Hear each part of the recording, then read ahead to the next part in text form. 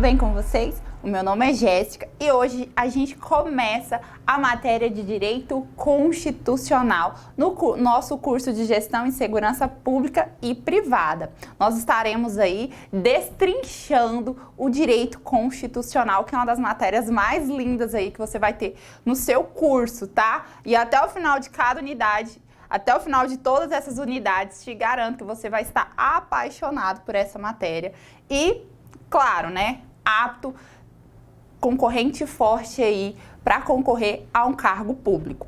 Antes, para a gente não ficar demorando muito, vamos começar aí, ó. Já peço que vocês estejam do lado de vocês, um caderno. A nossa Constituição Federal, não dá para gente estudar a Constituição sem a nossa Constituição em mãos. Então eu peço a vocês, ó, entra aí na internet ou baixe no Google a nossa Constituição Federal de 88. Não tem desculpa para você não ter a lei suprema do nosso país aí para você estudar, tá bom? Baixa aí, entra, já coloca do seu lado, caderno, papel, caneta nas mãos, pra gente começar, sem perder muito tempo. Já baixou? Se não, dá um pause aí no vídeo, baixa a Constituição pra gente fazer, pra gente estudar elas juntos aqui, tá bom? E antes de mais nada, gostaria de perguntar aos senhores o que é a Constituição. Os senhores sabem o que é uma Constituição? Eu já até falei aqui, ó, eu falo nas aulas presenciais. Constituição é uma matéria que tinha que ser ensinada lá no ensino médio, ensino fundamental, no ensino regular, porque é a lei máxima que rege o nosso país. Ela é o que dirá os direitos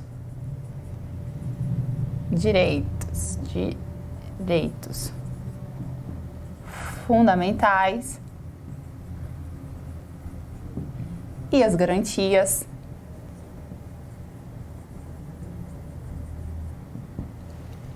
Depois disso, ela também vai trazer para nós a estrutura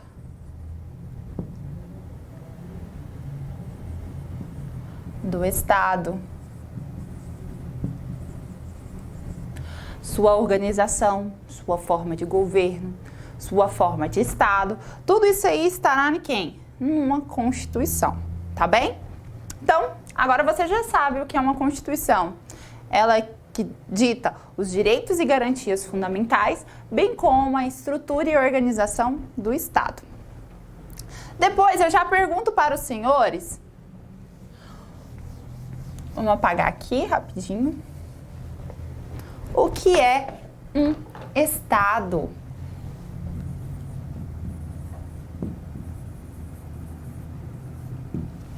O que é um Estado?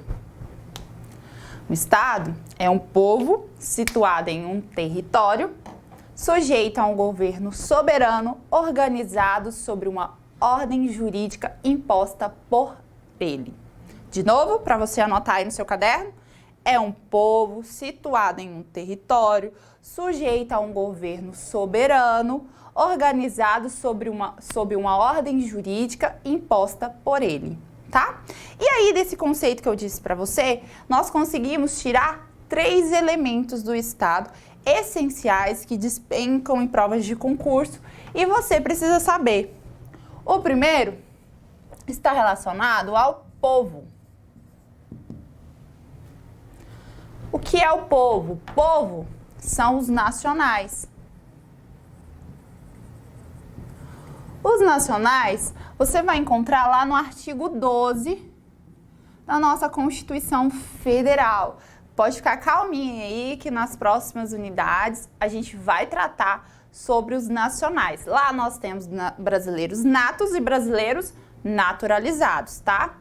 E o povo são os indivíduos que possuem um vínculo jurídico e político com o Estado, que no caso são os nacionais descritos no artigo 12, E aí, eu quero chamar vocês bem rapidinho para a gente fazer uma classificação aqui, para a gente sair do senso comum e saber diferenciar povo, população, cidadão e nação. Já coloca aí no seu caderninho, ó.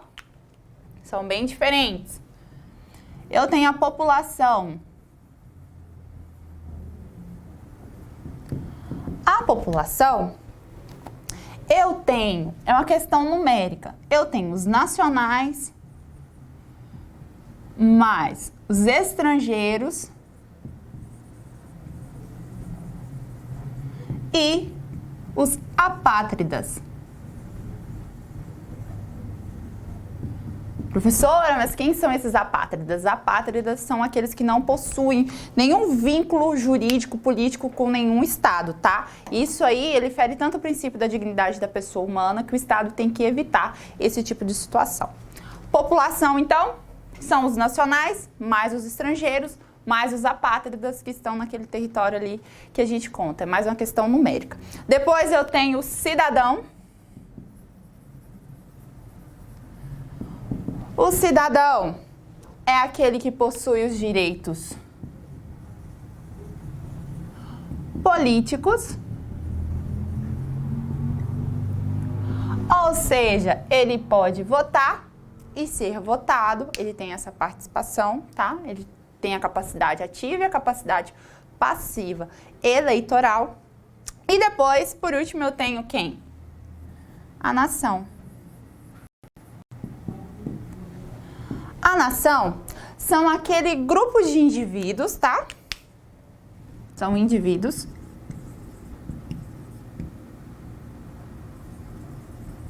que possuem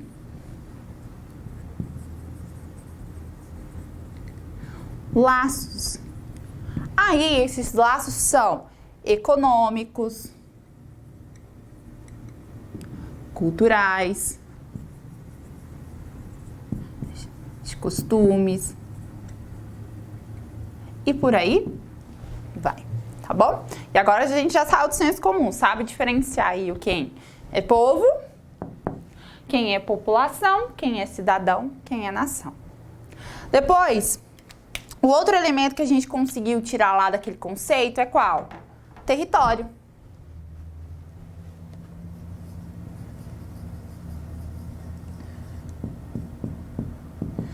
Território é o espaço, tá?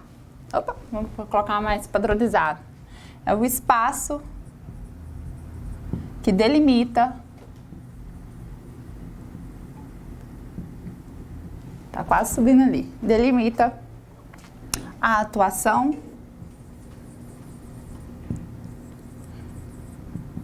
da soberania. Bem? E aí, essa delimitação pode ser tanto geográfica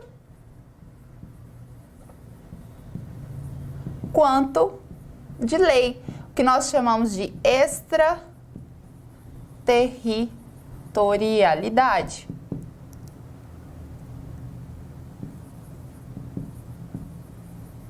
Eu posso ter rios delimitando, ó, até tal rio é o quê? O território brasileiro, até aquela floresta, até aquela divisa ali, até aquela montanha, aqueles morros, aquelas pedras, são o quê? Território brasileiro, até a praia, até uma extensão. Depois, eu também tenho território brasileiro, aquele descrito em quem? Em lei, que é o que nós chamamos de extraterritorialidade, que nós encontramos lá no Código Penal, falando sobre embarcações, aeronaves, que mesmo não sendo uma margem de terra, são considerados o quê? Território brasileiro. E por fim, o último elemento que nós temos é a soberania. A soberania. A soberania, eu tenho ela dividida em externa e interna. Na externa, eu estou falando que o Brasil é independente. O Brasil não vai depender de nenhum outro país para ele exercer a sua autonomia, o seu governo, compra e tudo mais. Ele não vai precisar de nenhum outro país mandando nele. Ele é independente, diferente da época do Brasil colônia. Lá no Brasil colônia, o Brasil era o quê? Dependente de Portugal. Depois, com a independência, o Brasil passou ao quê? A ter a independência para exercer a sua soberania. Por último, nós temos ela classificada de interna. Quando eu falo da soberania interna, eu estou falando sobre o quê? Sobre o poder supremo.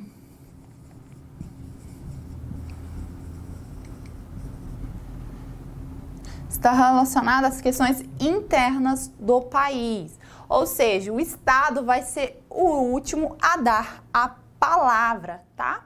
E aí, com isso, eu vou apagar aqui. Qualquer coisa, dá uma pausa aí no vídeo, copia, tá? Porque esse poder supremo, o Estado exerce assim, ó. Esse poder supremo, ele vai exercer por meio do poder executivo, pelo poder legislativo e pelo poder judiciário. Tá bom? Esse poder supremo, de forma interna, o Estado vai exercer por meio do executivo, legislativo e o poder judiciário. Já coloca um detalhezinho aí bem grandão, hashtag, ó, Ministério Público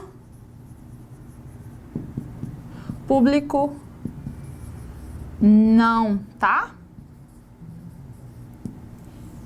Ele não é um quarto poder, tá bom? Não coloque aí, o Ministério Público ele não é um quarto poder e além disso, ele não é vinculado ao poder judiciário. O que o Ministério Público é? Ele é um fiscal da ordem jurídica e ele faz parte das funções essenciais à justiça. Se a sua questão vir falando que o Ministério Público é uma forma do Estado exercer esse poder soberano, a resposta está errada, tá bem? E aí, com isso, a gente vê o quê? Os poderes do Estado, que é a tripartição dos poderes, tá bom? Vou apagar aqui pra gente falar. E aí a gente entra na parte da tripartição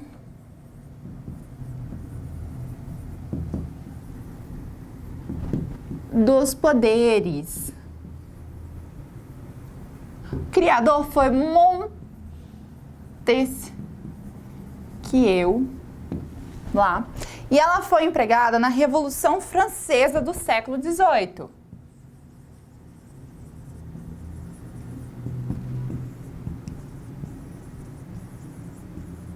Do século XVIII, tá, pessoal? O que quer dizer isso? Eu tiro a concentração do poder da mão de uma única pessoa e faço essa partição, eu distribuo esse poder. Antes eu tinha um rei, o rei ele era responsável pelo executivo, ele que administrava o reino. Depois eu tinha o legislativo, ele fazia o quê? Ele criava as próprias leis. E por último ele era o judiciário, ele aplicava aquelas leis ao caso concreto. Para evitar essa concentração, houve-se o quê? Essa divisão. Cada um será responsável por cada função. O executivo, né? Vamos colocar aí, para vocês verem. O executivo, ele vai o quê? Administrar. O legislativo,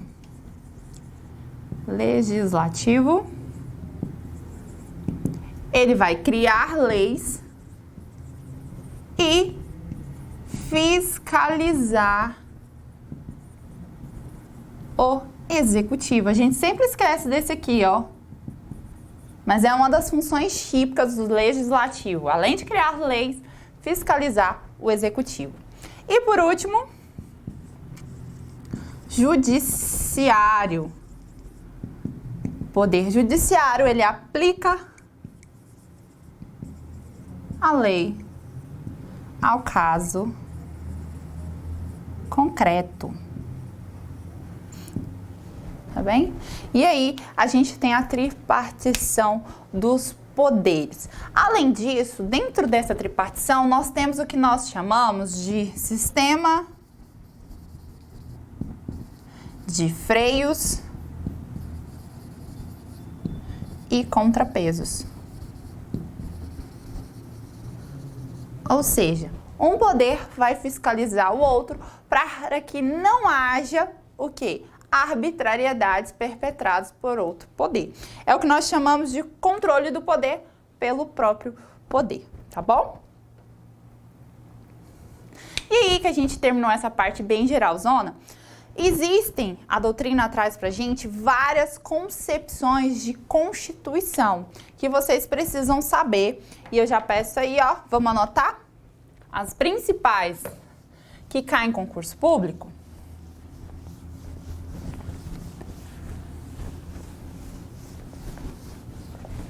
Concepções de constituição, tá?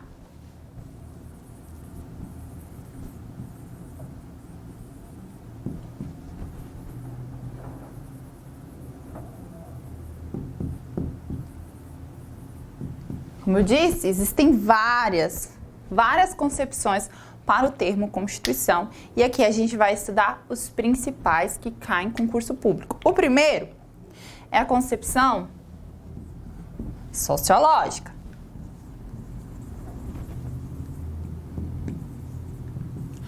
Essa concepção sociológica foi criada por Ferdinand, já anota o nome dele aí, ó. Lassalle. Ele foi o pai dessa concepção. Ó, pessoal, vamos acrescentar uma aí. Lassalle. E o que ele queria dizer? Que a Constituição, ela é uma somatória dos fatores reais de poder. O que quer dizer? Que a Constituição, ela precisa ser um reflexo da sociedade. Ela tinha que refletir o quê? Os anseios, o querer da sociedade. Porque se ela não tivesse esse reflexo da sociedade, ela seria simplesmente uma folha de papel qualquer, tá? Então já anota aí, ó. Ela precisava fatores reais de poder, um reflexo da sociedade.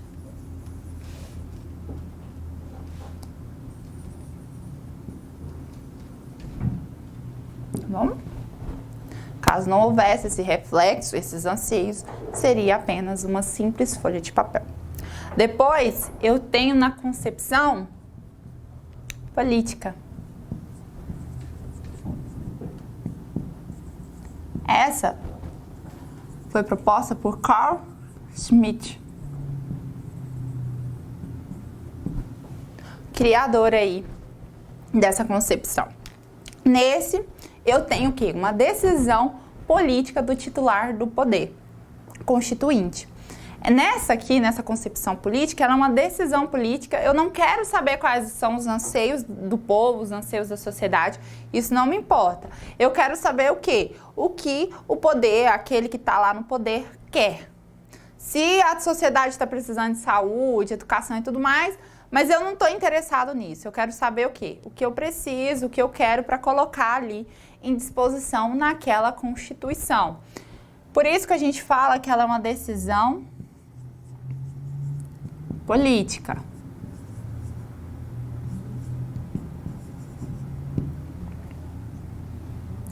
Por fim, eu tenho no sentido jurídico.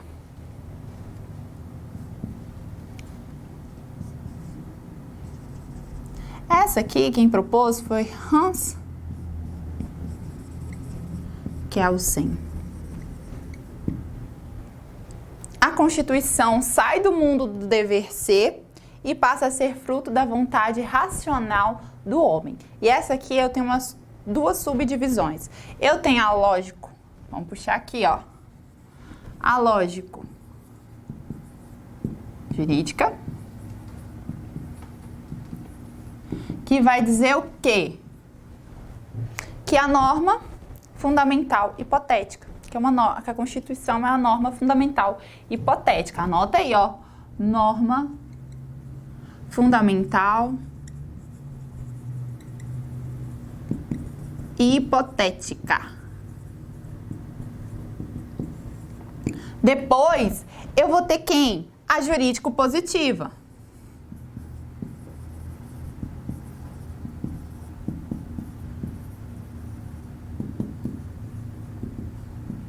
Aqui, a Constituição vai ser uma norma positiva suprema que vai regular a criação de outras normas. Anota aí, ó, norma